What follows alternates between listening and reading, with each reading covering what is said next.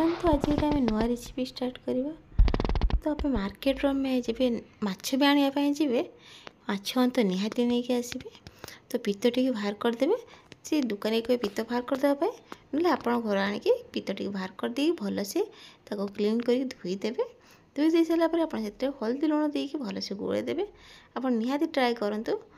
मुझे गरम करेई बसिली चूल्हे बसी सारापर बहुत कम तेल देती कहीं से अंतर बहुत तेल बाहर कम तेल देती। तेल तो गरम हो सारापर आप कंचा लंका पियाज छोट छोट कर काटी देती गोटे पियाज मुझे नहीं तो पूरा छोट छोट कर कुचेदेली।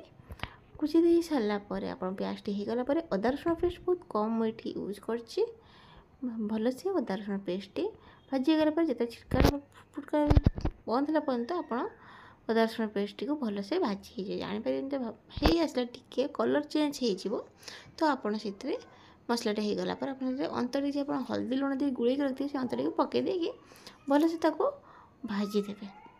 भाजी होगला आप हल्दी पकईदेवे। हल्दी पकई सारापर भलसे गोलेदेवे।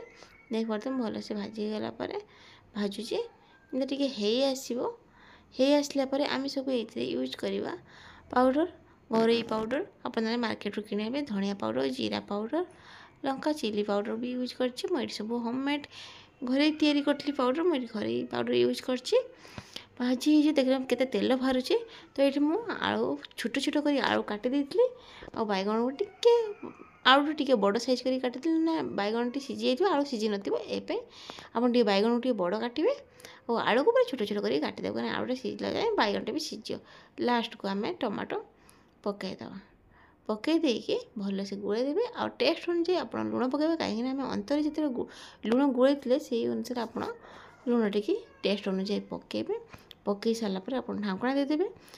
कौन पाई ढांकणा देदेले आलूटी भलसे आलू बैगण टमाटो भलसे सीझीज भलसे सीझ जमी बारंबार ढांकणा देकी गोलेबे कहीं तले टे लगे तो आप भलसे ढांकीदेवे कम आंचरे भलसे कर देखिए बहुत तेल बाहर तथापि आप बहुत कम तेल यूज करूँ तेल बहुत बाहर देखिपे मोर ये टे आसलानी लास्ट को आप गरम मसला पकईदेवे पकईदे सारापर आप भलसे गोलेदेवे घाणीदेला धनिया पत्र पकईबे हो सारापर आप घरे निहाती ट्राए कर खातु बहुत टेस्ट भात निहाती यही संडे आप ट्राए कर।